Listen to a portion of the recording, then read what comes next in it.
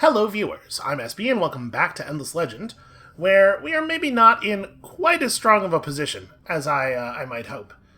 I was really thinking about sniffing around Purple and seeing if it was sensible to attack them, right up until the moment where they got that legendary deed for having 30 units, which means that their army is somewhere in the neighborhood of 5 times as big as ours. And while my suspicion is our troops are probably better, especially after we get our technology from our faction quest here, it's still 5 to 1. 5 to 1's very tough. So I don't know exactly what we're gonna do about that now. There's not another player's border visible to us, right? I mean, for the moment, we still have lots of minor factions to fight. We can certainly earn a lot of cadavers that way. But yeah, I definitely have concerns. So we just keyed in our empire plan. We're going to loot some stuff. We're going to burn some minor faction villages. We definitely got to knock a bunch of this stuff out, and it would be great if we could do it during the eclipse, obviously. So I guess that's our plan for right now, and we'll just hope that either Purple's units are bad or they lose them in embarrassing ways. That would also be fine. So it should be quite easy to take out the boss at this point with them directly between our cities. Like we're gonna get some very, very strong anti-cavalry reinforcements. Ooh. Let's fight the units first. Alright, somebody else has mining for the first 2 tiers of resources up. It is Purple. And that makes sense. The Kapaku are very good at strategic stuff. Yeah, we can probably just auto-resolve that. That's a very straightforward victory. So, 4 cadavers for us. We are, of course, out of action point. Where are you going? What are we doing with you? So let's grab these pearls, and then we're gonna come down here to loot this ruin. We may as well actually destroy the Yotus village while we're at it. And hopefully the eclipse lasts a couple turns longer than the last one did. So we still gotta stay on dust for the moment. We are, for the moment, hemorrhaging slightly. Yeah, we're gonna have to figure that out. So we already have our Empire Mint built in the capital then. Both of our cities are a little underdeveloped. We need more stockpiles, like really badly. Alright, so of course, action point immediately. If you just attack the village while there is a minor faction army around of the same race, they do show up to the army shows up to the battle as reinforcements. So that's why I went this way, attacking the army first. But honestly, maybe I should have just attacked the village. We potentially could have taken all 4 of them at the same time. So somebody has just earned the negotiation tactics improvement. Now this is not just a flat bonus, this is a building that you have to build in each city after you unlock it, so it's not free, but it is still very good. And you can really see the difference, I think, between difficulty 6 and difficulty 7 here. Alright, so that's going to earn us a stockpile.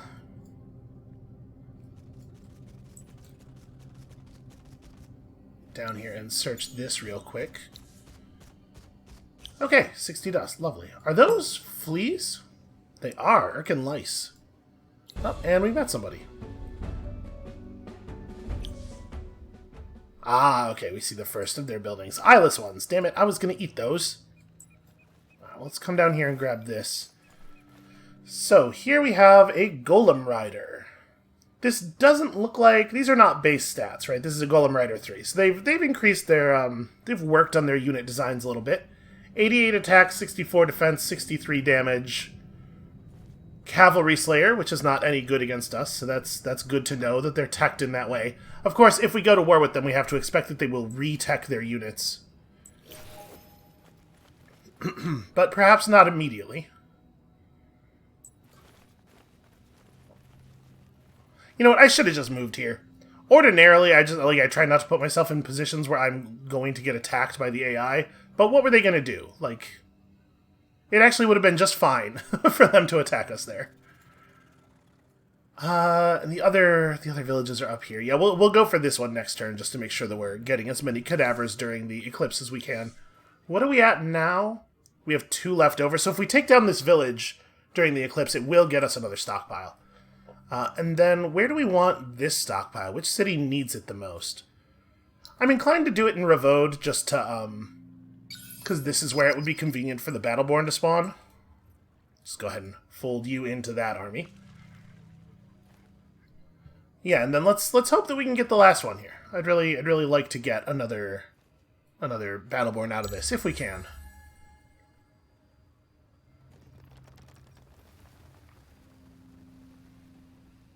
And the dust problems are kind of correcting themselves a little bit.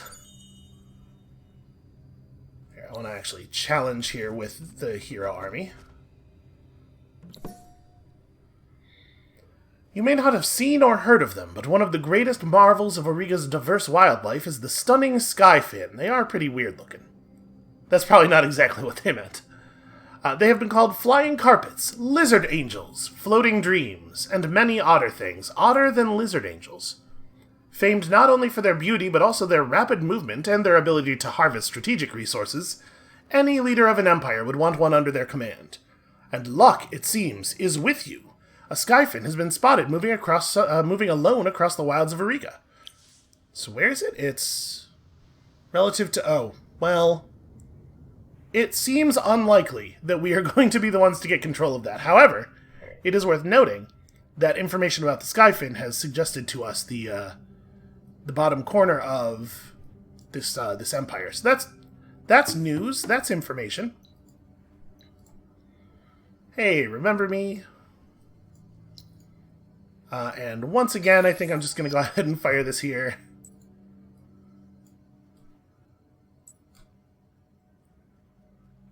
You guys grab that pearl, and then we'll meet up. So we have 2 full armies at this point. Alright, wine extractor's running. That's very, very good news. So we have 2 of those up now. We could assimilate the Magte, but I would much rather assimilate the boss, who are going to give us plus 5% food for each village. Once we burn down the 3 villages in our region and then rebuild them, obviously, this will be a pretty valuable assimilation effect. I'm not going to bother with it right now because, you know, right now it doesn't do anything. And who knows? Maybe we'll want the we will want those points of influence for something else. We should be able to chomp these guys up real fast, right? We have this army will not be able to participate as a reinforcement because they have spent their action point already for the turn. Oh, sorry. These guys spent their action point, right, because I included them in that battle. I didn't need to. I should have unchecked them as reinforcements so that we could use them to attack. It was definitely an error on my part.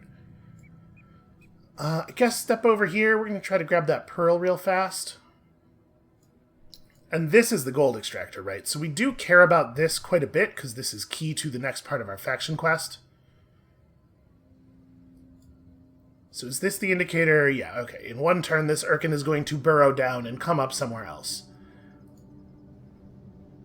What do your combat stats look like? 800 life, 142 attack with 104 base damage. It's scary. Alright, that's pretty scary. It only has 60 defense, though.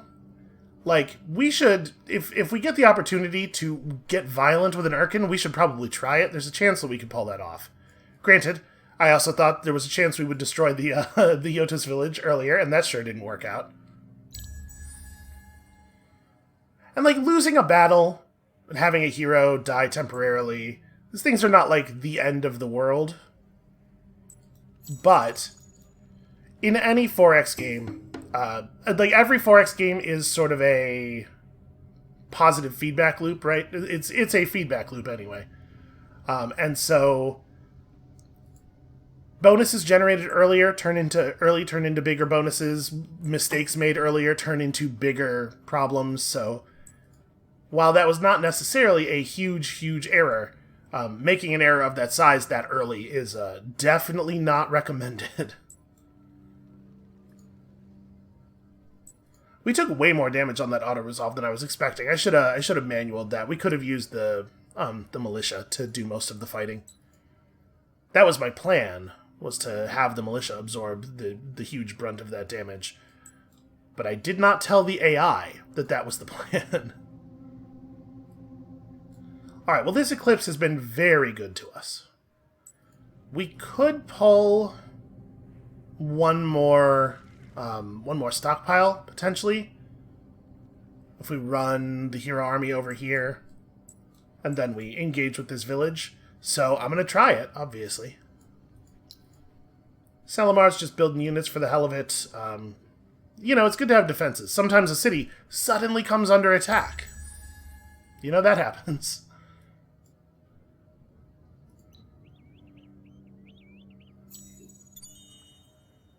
Alright, this eclipse has been just wonderful. What a wonderful time.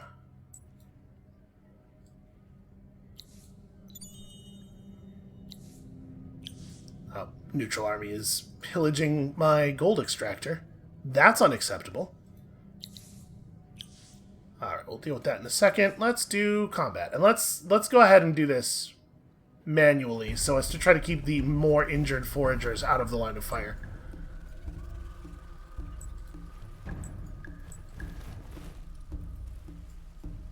The Battleborn should be able to hold its own, I would think. 52 attack against its, well, only 50 defense. Honestly, maybe we run everybody back for the first round. So let's see. We're gonna move first. I mean, the hero could just get right up there. I think I'm going to have the hero run in like this and just try to give them something to focus on. And then you can attack from that position.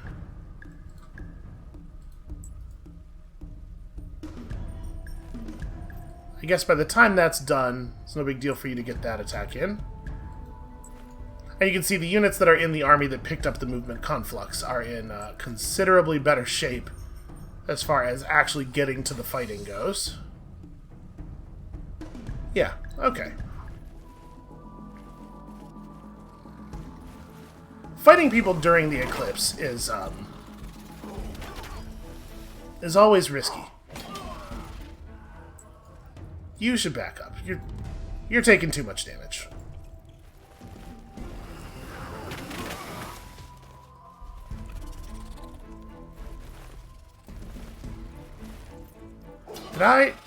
Did they decide they were going to attack the wrong target? Very questionable thought process there. Yeah, injured people just back off. Wow, 58, not bad. Now, a downside of the Battleborn, which you can see here, is that we do not have a unit design for them. So we can never equip them with better stuff. Battleborn come out with the stats they got, and they scale pretty reasonably with level, but they will never be as powerful as a properly equipped, like, Necrodrone. So, important to make use of them now while they're relatively strong, but we are still going to have to actually grow our real units. Quest. Deep in the heart of the temple complex. Oh, this is the Lixolten quest. Okay. Increase titanium to 44. Well, I'm working on it. I'm always trying.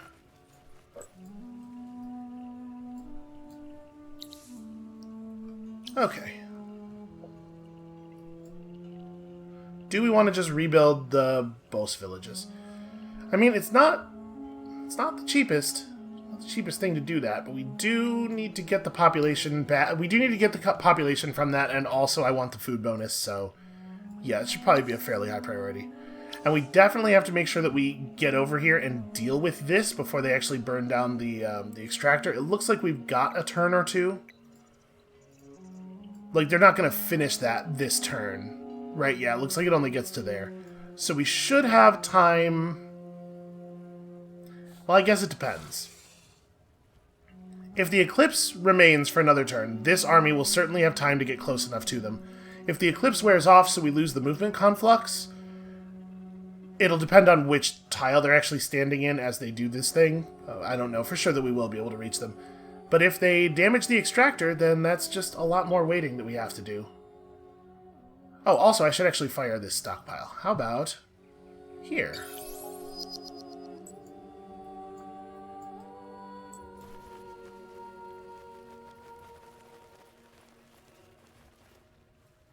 Okay, so with them in that position... Oh, okay. They just want to do this. Well, that was very effective, it turns out. Let's try to keep our Battleborn back initially. Because obviously we would prefer to fight with the large... I think these guys are technically cavalry, yeah. We'd prefer to fight with the large cavalry units with our militia, more than our Battleborn. They are fast, though. They're definitely going to be able to run over here and do the thing. They also have faster pillage. Okay, I was wondering why they were able to burn through that building so quickly, but they have bonus fortification damage. That makes sense. Interestingly, also an anti-cavalry cavalry unit. So they will have both spent their attack already by the time the Battleborn's turn comes around, so I don't feel too bad having it attack. Probably we should all focus up.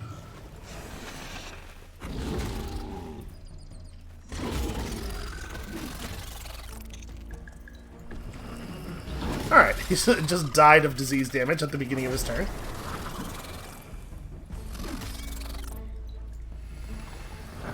So remember, the loss of militia is largely immaterial. Militia units regenerate for free at the beginning of the next turn that the city is not sieged. So, as long as you're not immediately going to be attacked again, it really doesn't matter. If your militia die, it is totally acceptable to allow them to die. Alright, so that saves that. 5 gold and 10 titanium. So we have to wait 5 turns, because we're definitely only getting 1 gold per turn here. Well, now that that's done with, I guess we can go scout some of this stuff, and... Were we to declare war on you, what would that cost? It's only 47. Well, we certainly have 47 influence. We actually have pretty solid influence income for this point in the game. Especially for like a person, for a force who has not been focusing on it at all. I kind of want to pull you lot back to industry, which sort of makes me think maybe we want to move this city over, because like getting these boss villages rebuilt is very, very high value. Yeah, we'll do that.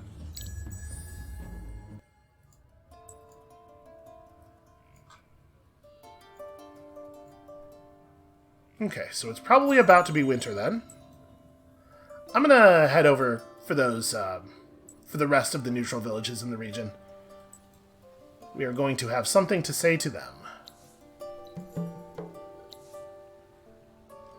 Threading through the fallen masonry at the entrance to the ruins, you come across a surprising sight. Dozens of eyeless ones have turned the site into a makeshift church, their distinctive twisting circular iconography adorning many surfaces, while many of the monks lay prostrate in worship. They agree to leave the site if you provide a temple for them elsewhere. So any city improvement that increases your empire's influence. Also, Drakenlings. The damned Draken have shown up, and they're going to ruin my day, apparently. Well, I think this... It looks to me like this is probably just going to be a retreat, right? 6 versus 4 is probably not in our favor. And they have pretty bad actual fighting stats, but a lot of defense and a lot of life. Like, a lot of life. And they have a Drider backing them up to heal them, to really expand the value of that, of those defensive stats. Alright, we're out of here. They're backing off too, but we should definitely back off. Well, I was planning on clearing out the Goran village, but I don't know if that's going to be that simple anymore. Now that we're all wounded. Could be a problem. Alright, so if we burrow out to here, we pick up the resources of a couple of different anomalies, and then we place a burrow there, and it levels this up. I think that seems pretty solid to me. 6174 versus 7173. I mean, obviously the food is more valuable, but also I kind of want to build my city as like a line across here. Let's grab this for right now. We're gonna level up this city relatively quickly. I don't know that we need to build a lot more military units at the moment, so I'm gonna hold off on that. And somebody else, are we there already? Yep, somebody just entered era 4. It's turn 46. This may be maybe a bad game to have had a slow start, because it seems like somebody else had a real fast one.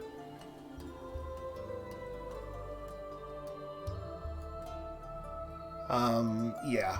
Okay, well we're gonna go fight the boss. We're gonna keep generating cadavers here.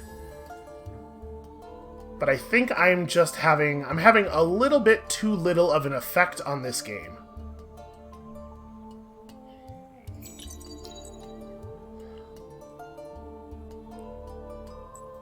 It is always going to be the case, of course, that you will start out slower than the AI on these higher difficulty levels, because part of what makes the difficulty work the way it does is that they do get a head start. Alright, that detection bonus is removed. That's pretty whatever. It's hard to imagine caring about that at this point. Alright, Proliferator. But more importantly, Alchemy Workshop. Like really importantly, please build that first. You can work on this before that. And you're keeping my economy functional for a moment. It will help to collapse some of these armies out. And of course, we can buy and sell units because we have access to the unit half of the marketplace. So, worst comes, we could just sell some of our Battleborn. Obviously, it's not my ideal play. So let's fall back. I was gonna attack this Gorin village, but with these units all being so injured, let's fall back to attack this Gorin village. We'll use the militia to do some of the heavy lifting there.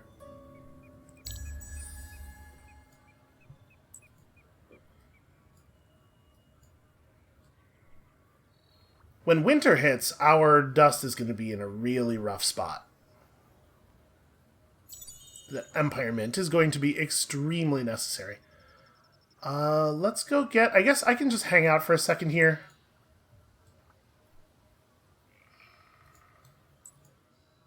So I want to be in range for this attack, yeah, because we can get some XP for showing up to that battle.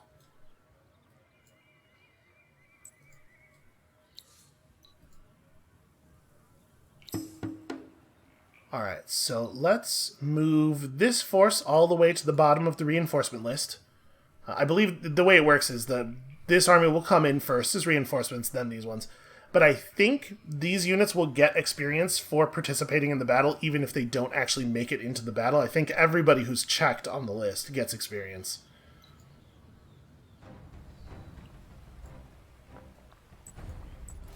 And as before, I should have put the militia...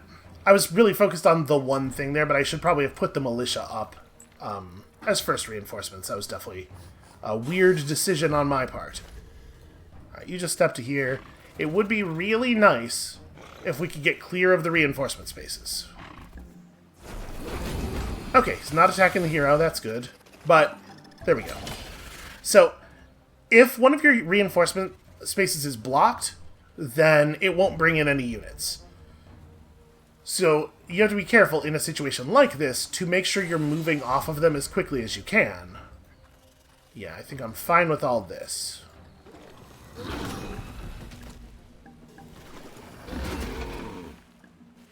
And a good way of dealing with a superior force, especially if you have faster moving units like cavalry or flyers, can be to trap their units on their reinforcement spaces or put your own units on their reinforcement spaces. Which sort of is, like, effectively bottlenecking their reinforcements in some sort of strategic way. The thing that represents in the game world, obviously, is a little bit abstract. Alright, we're going to burn that one down and then hit this one on the way back. Lots of units leveling up.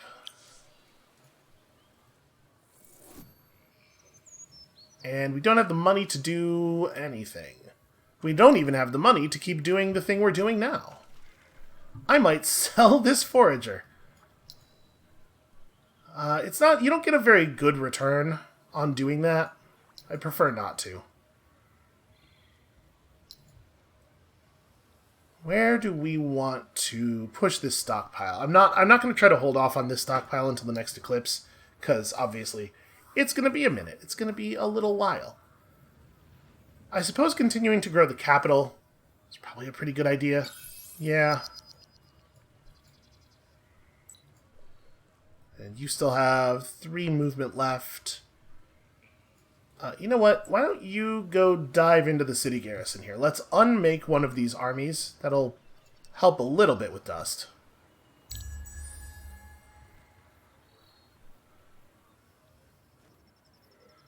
And we're building, you know, lots of buildings that require dust for their upkeep. And in some ways, we're making things much worse. Alright, you all should get within reinforcement range. How close do you actually have to be? Okay, not that close. The space to the right of the village will do it.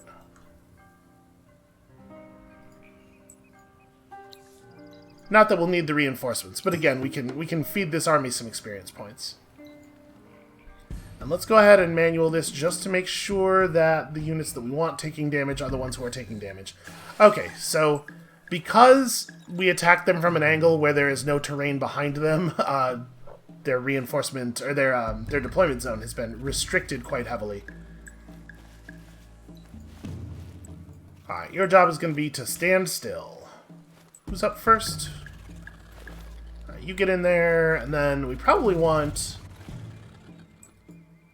I think I want the hero to also get in there, and everybody else just chill out.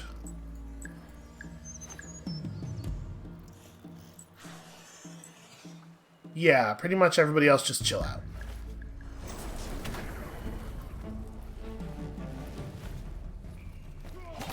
Get close to provide morale boost, basically, and then...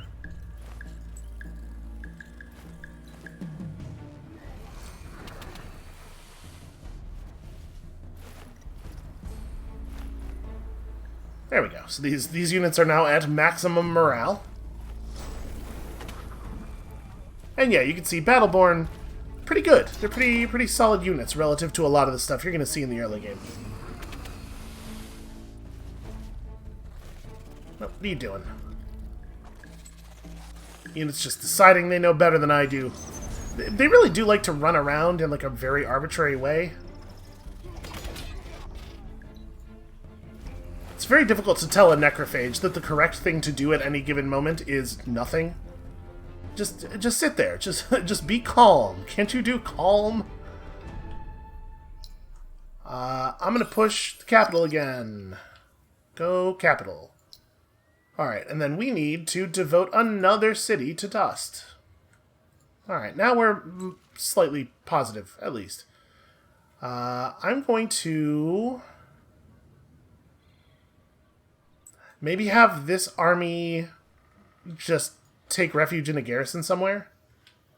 Like, here's what we could do. We can pop this Battleborn out, have him run to here, and then we can throw this army into the garrison in Auriga until they heal up. I think units heal faster when they're in a garrison too. That might be me importing some information from another game, though. Maybe. Oh, you know what they should be doing, though? They should be heading toward the that ruin, because we are about to be able to complete that quest. And now that we have one of these villages rebuilt, we may as well go ahead and hit the assimilate button. Now that we are getting some benefit. So yeah, that's what they'll do.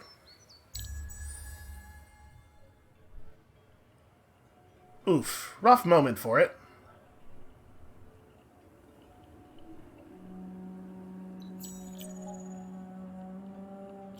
So what's the new effect? Minus 25% movement, minus 25% battle movement, but minus 50% movement cost on sea tiles.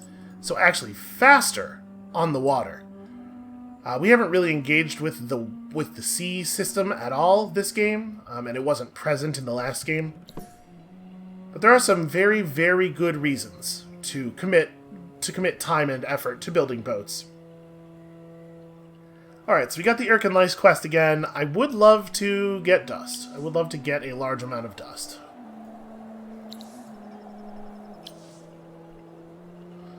Yeah, more village rebuilding. Let's aggressively rebuild these villages. Almost as aggressively as we unbuild them.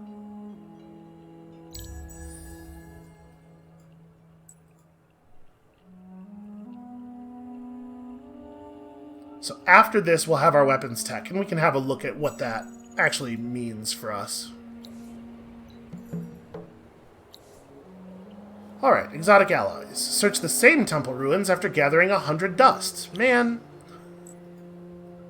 Of course, this has to be in a game where I'm having just a nightmare of a time running my economy.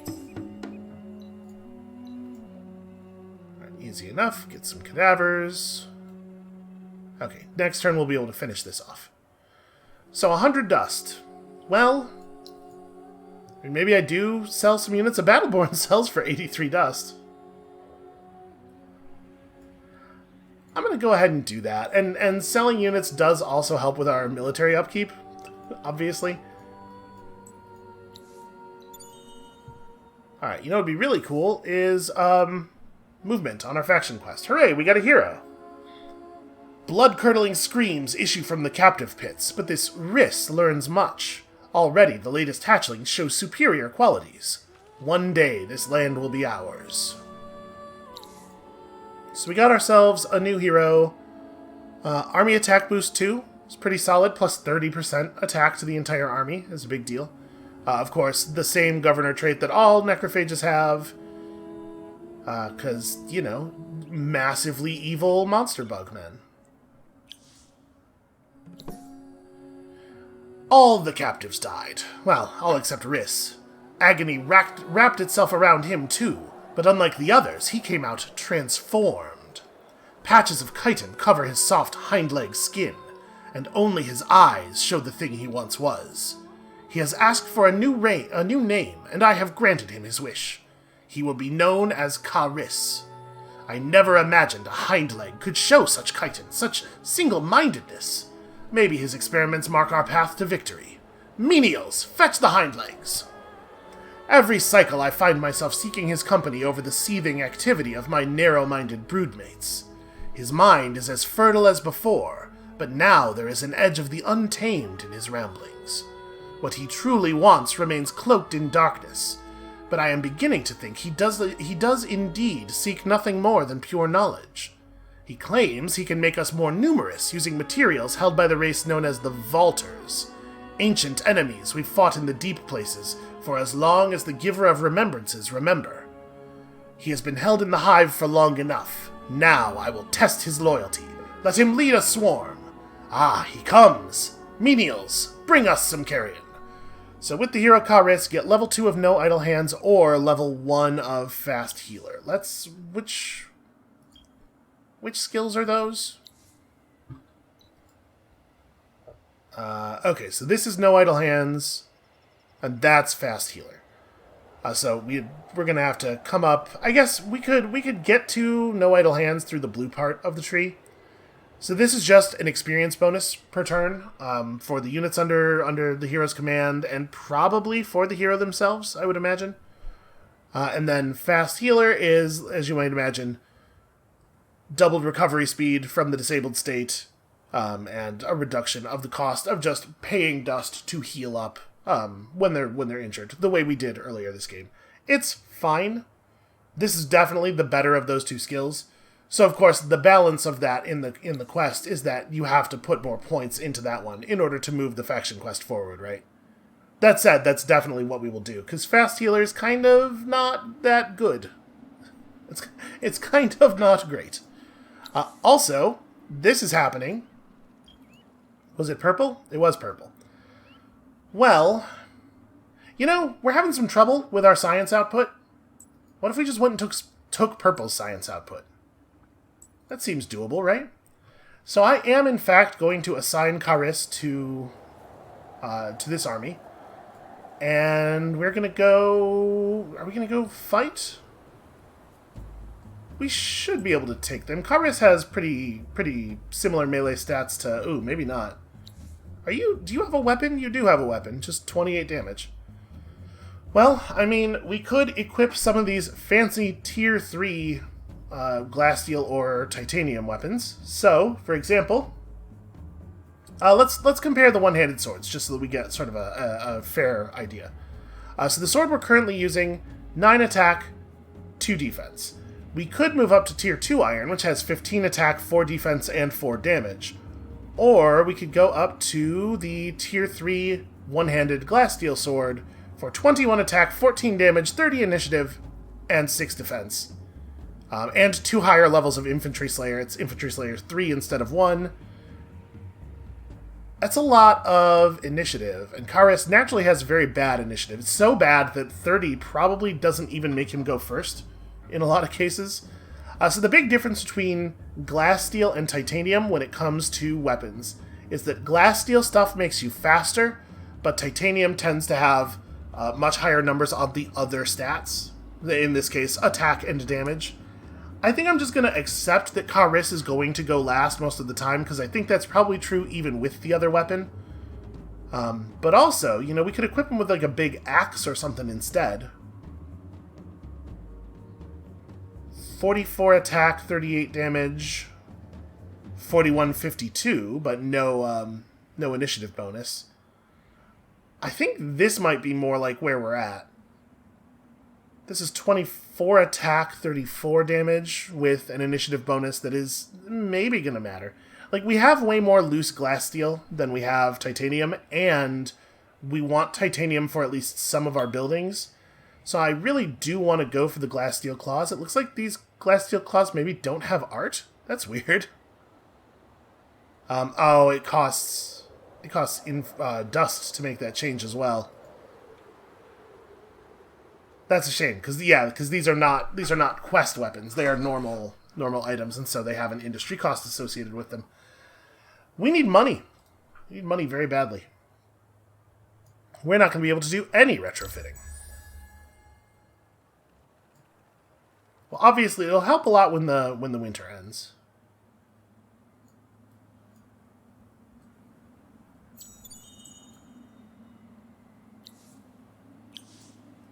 Alright, important stuff's getting finished. We're going to go get in a fight. How are we doing on... Aha, this was the turn. So yeah, I mean, obviously we're going to fire that, right? Alright, that almost pushed our empire all the way to fervent. It has moved 2 of our cities up to fervent. So if we were to get in Irimda... if we were to get the sewers finished, we would be empire-wide fervent. Uh-oh. A Guardian rises. So yeah, now we have the quest again to create the Guardian fighting unit. I'm not too worried about it. The Draken have tamed Chaka, which is not huge news for us. Oh, this is a little unfortunate. We just barely don't get to include... Oh, no, wait, is the combat... The edge of the combat area... Yeah, it's right before the city. So we don't get to use the militia here. Ah, well, we'll have to do it ourselves. Hey, what a surprise. It worked. Alright. Let's definitely get those going.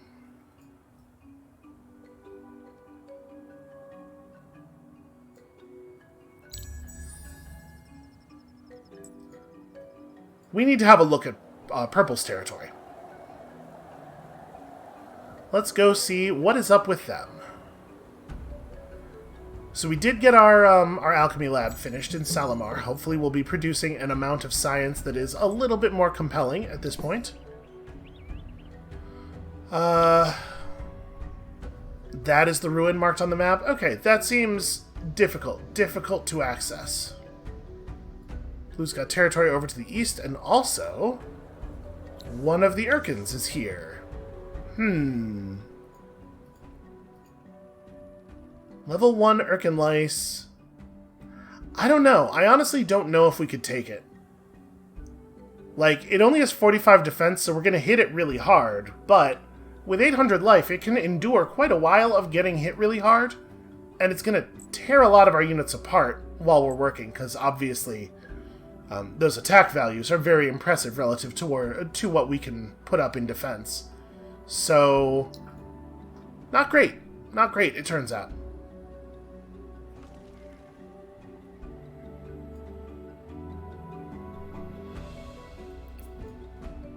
Alright, let's focus on food for a second here, since the borough streets are going to get done anyway. I guess, like, the question is, do I want to throw down Husbandry Center right after the borough streets, focus on industry through that, and then move over to a population growth focus? I think no, probably not. So I think the city is going to spend a considerable amount of time on industry focus still.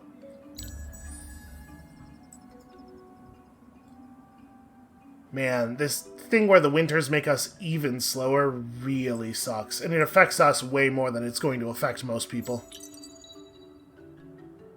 I mean, it has functionally made combat during winter impossible, which is, again, that's a big loss for some of us, not so much for the AI. You know, we do have the ability to make a proliferator now. Maybe that should be my focus. We're at 85 approval.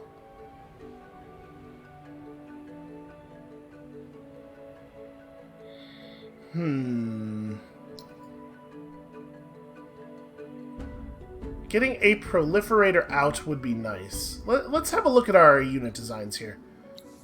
If we were to devise better versions of these units to build. Let's see, if we're talking about going up against the Kapaku, they have support units. They have cavalry. Is Range Slayer gives bonus damage against support? Yeah, okay. So building some axes might be a good idea. Probably glass steel axes.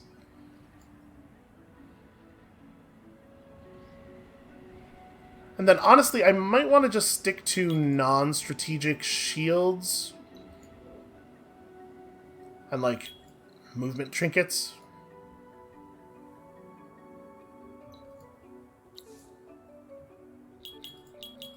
Let's do something kind of similar for you. The movement trinkets are a little bit less necessary for the Necrodrones because their movement is generally going to be constrained by the movement of the foragers and heroes in the army anyway, so I'm not gonna bother with that. And then the proliferator. Look at what a friendly... Look how many hugs he could give simultaneously. What a friendly fellow. So we can equip our proliferator with this mage wand. He's got claws right now. But we could go for a mage wand, which causes him to give an attack debuff to enemies that he hits. Very, very poor attack. His base damage isn't so bad, but mostly when he attacks, it's about dropping the parasite on people. So, for that reason, maybe we don't need to spend strategics on that at all.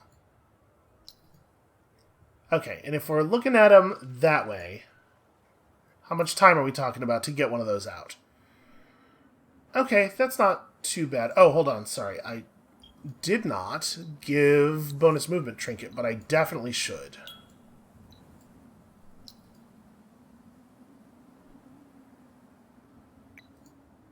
So, proliferator 3, 5 turns. But we should definitely have at least one proliferator. Plus at least one per army would be nice. We're basically back at full here. Do I want to manual this? I'm gonna auto. I think it's probably fine to auto. Yeah. Alright. Earned ourselves a stockpile. Now, I don't know exactly how far off of winter we are. Or, the eclipse. Winter's got 1 to 19 turns left. Boy, that seems like a very long potential, doesn't it? For this early in the game? Is that a... Yeah, it's a 9.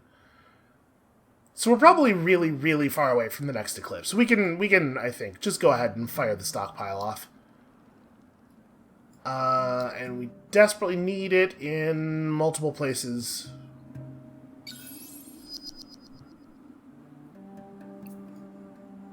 I just desperately want to get things built.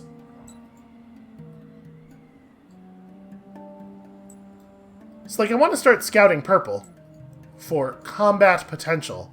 But God, it is going to take forever at these movement rates. Winter needs to not be 19 turns.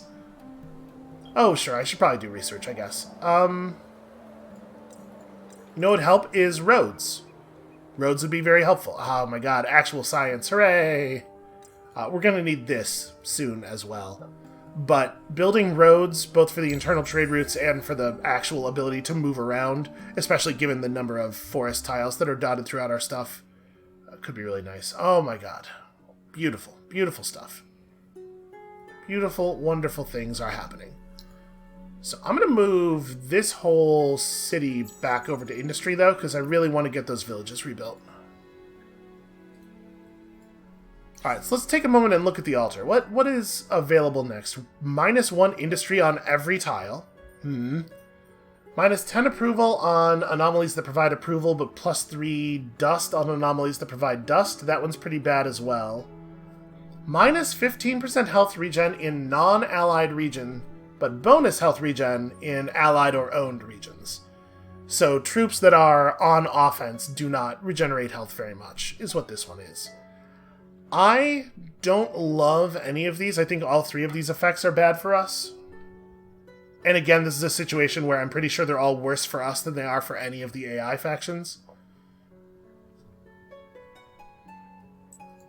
But I might put forth a couple of prayers on this one.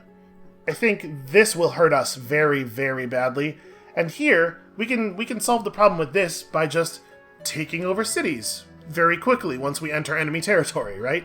Don't spend much time in a non-allied region. Make it your region. So I'm going to put up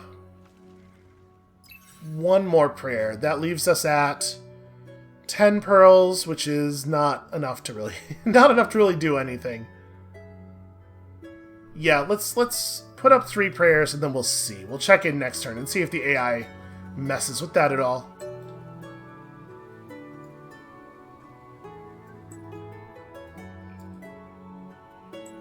So who knows? It may turn out that that the next eclipse is actually quite close.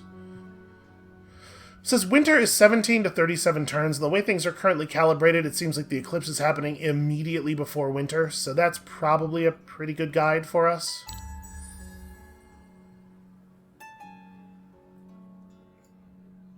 But we're sort of running out of minor factions to eat, right? Like we gotta keep feasting. We gotta eat someone. Now, if Purple sees my armies marauding around near their territory, they are, of course, going to start to get the idea. Alright, so let's talk about Karis here. We want to get this skill to level 2. We could do that by going through Strength of the Wild, which is not bad, then through Iron Taskmaster, which of course is a great skill, into here. Or we can make this happen a little bit faster by taking Indiana Bones first. And yes, that's what that skill is called. Indiana Bones is quite bad, in my opinion. It takes the small chance of there being nothing in a ruin and makes it a little bit smaller. But it does, we can pick this up, then grab No Idle Hands, and then move into the blue area. It does get us a little bit more movement on our faction quest. I think I'm going to go that way, because we want to keep moving. There are good rewards on the line.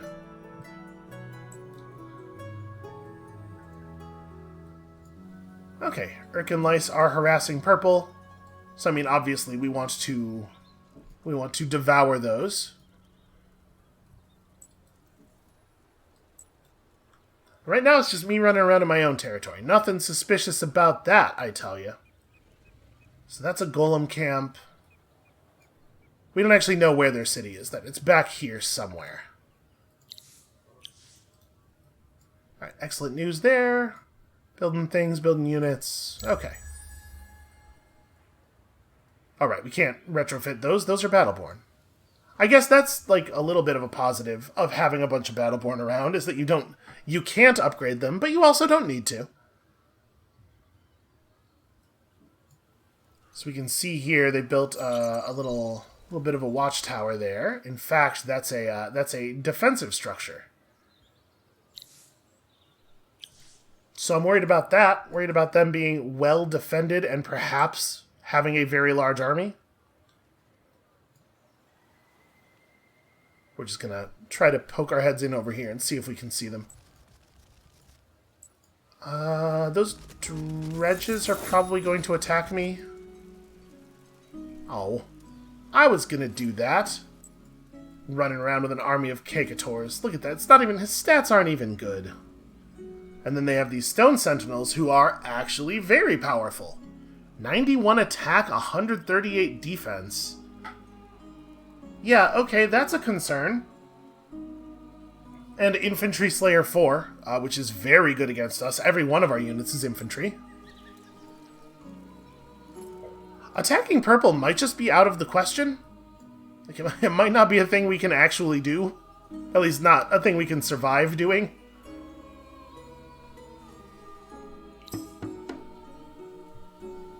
Wow, that's a bad... Okay. Hold on a second. It can't be that unlikely. Okay, let's move you up to here and you up to there. We're going to get really aggressive on them. Actually, here, let's swap these around. Alright.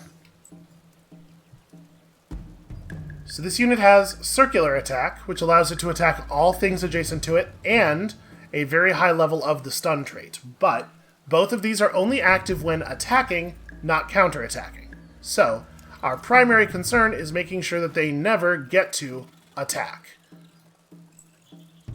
We want to make sure we are leading the attack all of the time.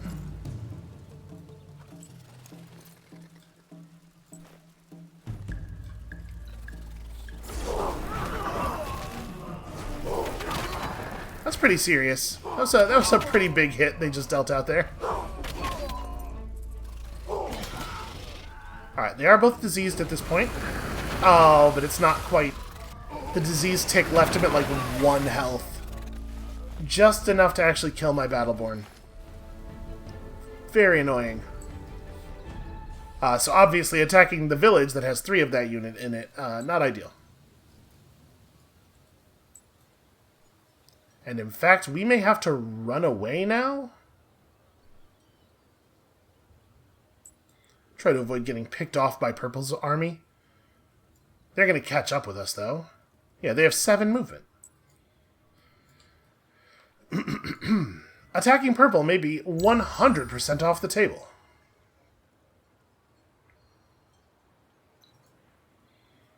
Alright, hopefully they'll just see me moving east and they'll decide it's not worth chasing. Because if they attack us, we have to retreat. And if we retreat, we will lose this forager.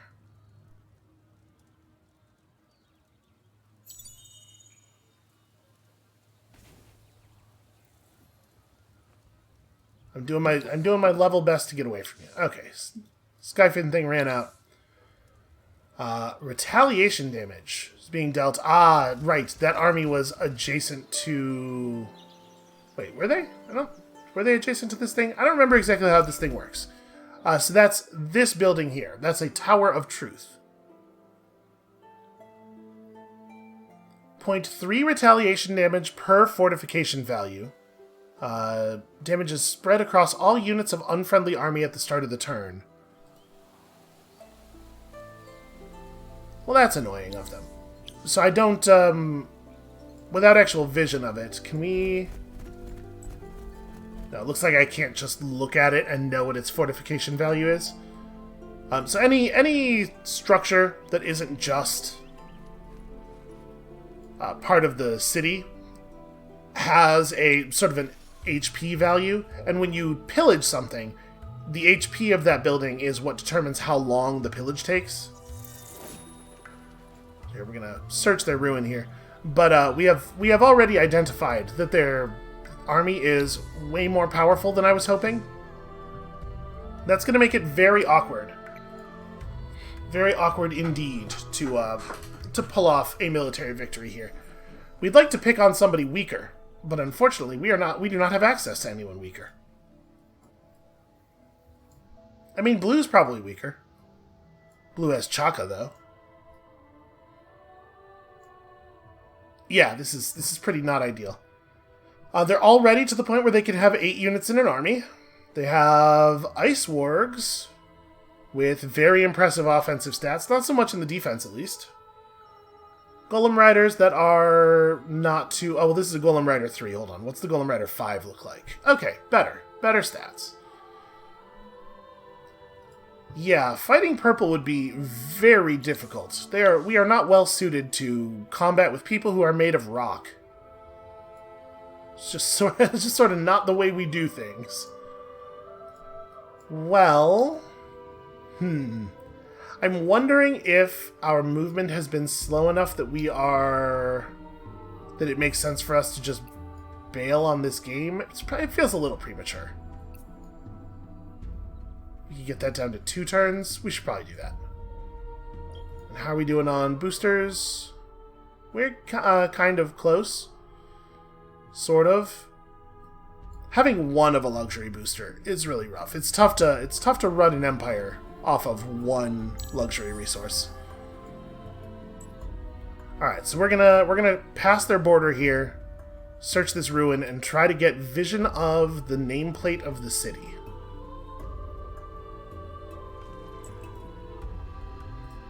Because I want to see how many units they have in there, what the fortification value looks like. We got a quest. And we do not get... You have to be able to see the tile that the city center is on. Alright. Get over here, deal with that. It's probably Yotus. No, it's probably not Yotus, right? Because all of their villages are destroyed, so they shouldn't be spawning. I don't know who that is, but they need to cut it out. Blue is mocking us about how great their empire is. Have they looked at purple? I don't know that blue does have the greatest empire. Within the next 20 turns, search this ruin. Honestly, that we could do. We might be able to do that. And we definitely would want to do it with Karis for the experience, so... Yeah, that makes some sense. So we've got our proliferator. Let's go ahead and run the proliferator over to meet the army that he is going to be a part of. And then we are just like absolutely desperate for dust.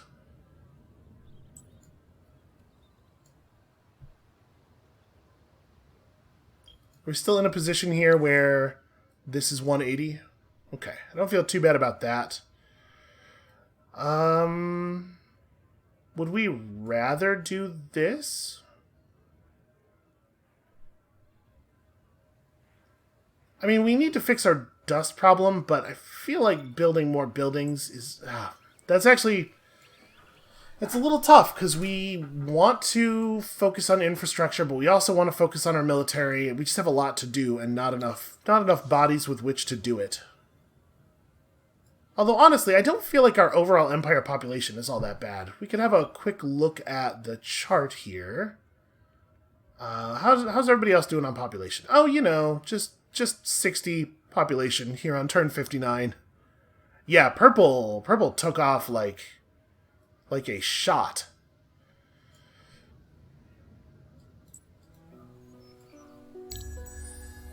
I'm gonna level with you. I'm feeling a little discouraged.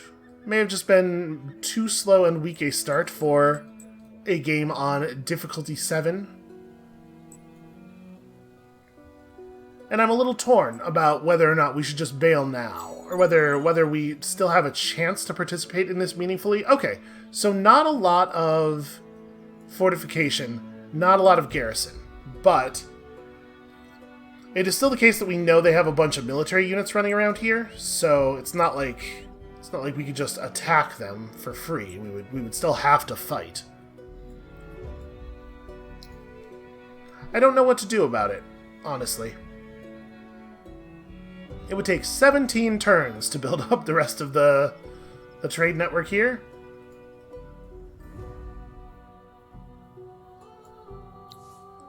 I mean, we, kind of desperately need this. It turns out. Yeah, retaliation damage, I know.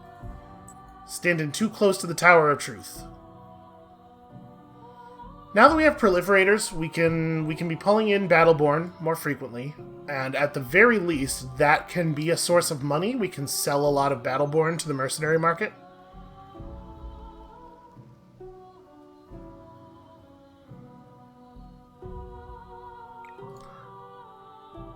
We're not desperate for science. I am desperate for functionality in this city, though.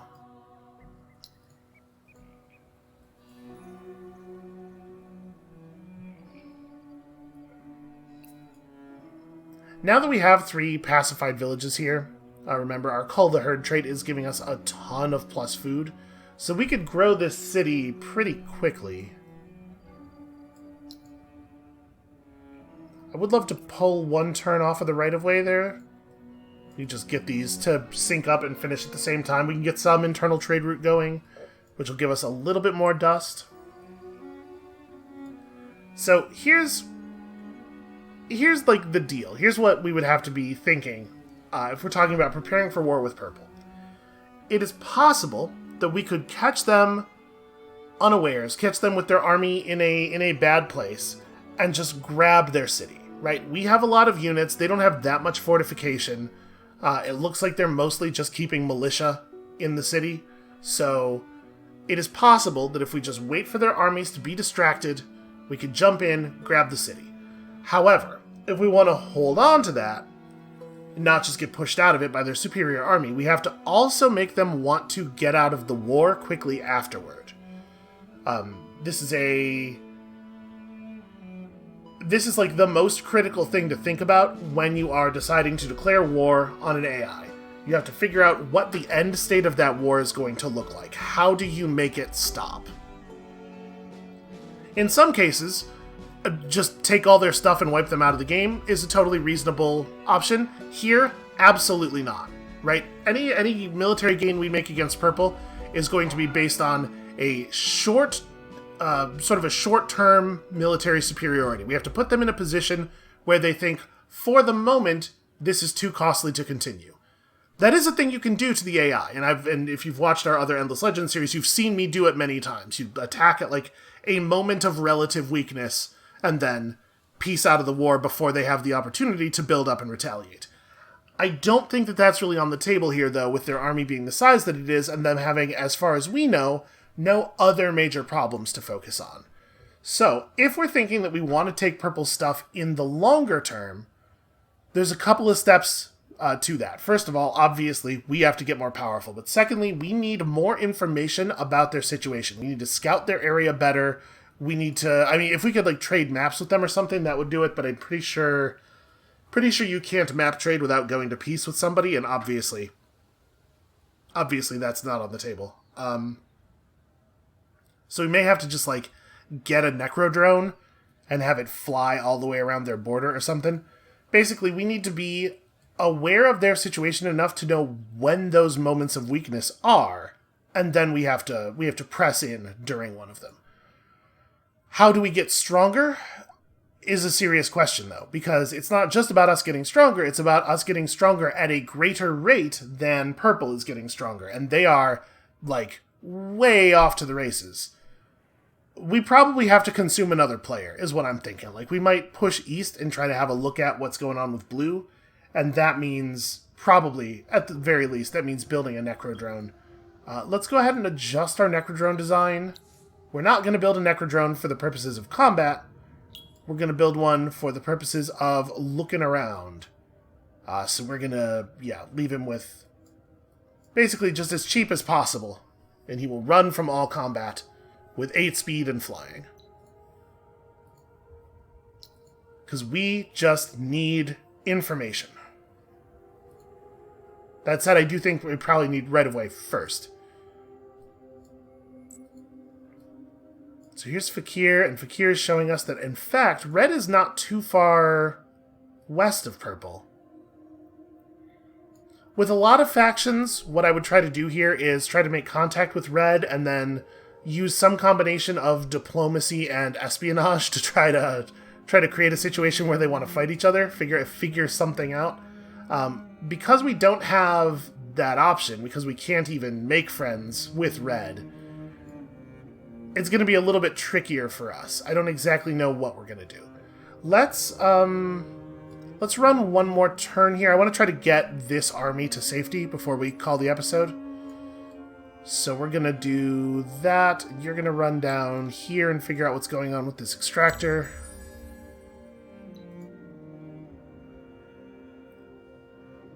We can afford for Feeds on Bones' army to get attacked and be forced into a retreat, as long as we can make it out of here at the beginning of the turn afterward. Let's just make sure that we do this. Oh, hey, they have more units over here. Cool. So yeah, they're definitely going to attack me. Yep, I retreat. Perhaps unsurprisingly. I was not really expecting them to just have another random 9th unit there. That is going to be a huge issue. And this area is all cliffed off. Okay, well, obviously, cut it out. Who told you you could do that? Our proliferator did get a Battleborn out of it. So notice, Battleborns appear in the army that the Infiltrator was in, and they create a situation sometimes where you are over your maximum army size. That causes a massive, massive upkeep gain. So you want to remove them from that army as quickly as possible. Unfortunately... Oh no, okay, the army has no movement left, but the Battleborn can jump out. So what do we want to do with this Battleborn? I'm just going to have this Battleborn run off by itself and try to search this ruin real fast.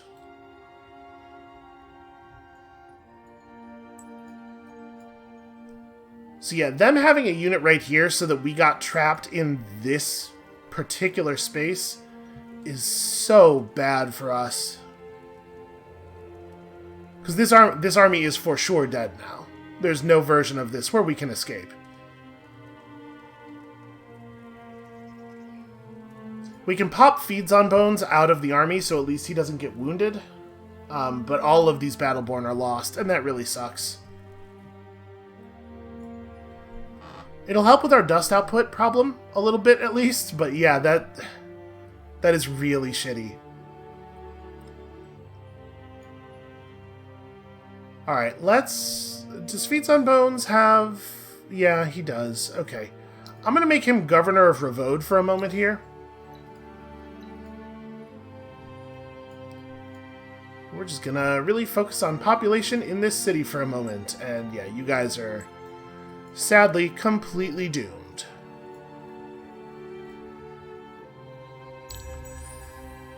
So yeah, a lot of things about this game are going extremely well. We may well just start a new one. Alright, here's that eclipse that I was waiting for. And unfortunately, it looks like our wine booster has worn off. Oh, but you know what? We should be pulling in wine fast enough that we can just re-engage it, I think. Alright, so you run as fast as you can run. Are they going to do it?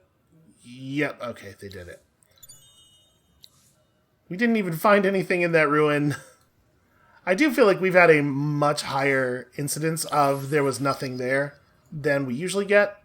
Purple has officially closed their borders to us, no big surprise. Somebody just entered the next era. It's turn 62. Yeah, that's era 5. Somebody's in era 5 in turn 62. So, is it purple? Let's look at the research thing. 36. Jesus. Okay. Yeah, I think we're gonna fold. I think we're gonna scoop here. I think we are out of this game. I did not start us up very quickly, and then things have just gotten worse and worse from there.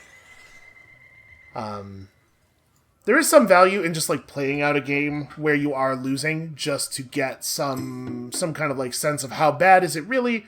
And use that information for sort of like calibrating your expectations and your understanding of the AI's strength in future games. So it wouldn't be completely worthless to just play this out, but I think we'll probably just call this here for today, and then start up a new game as the Necrophages tomorrow, where I try to give us a little bit better of an opening. Because I definitely, we made some goofy mistakes early on, losing a hero in a battle against the Yotus, a hero and a unit.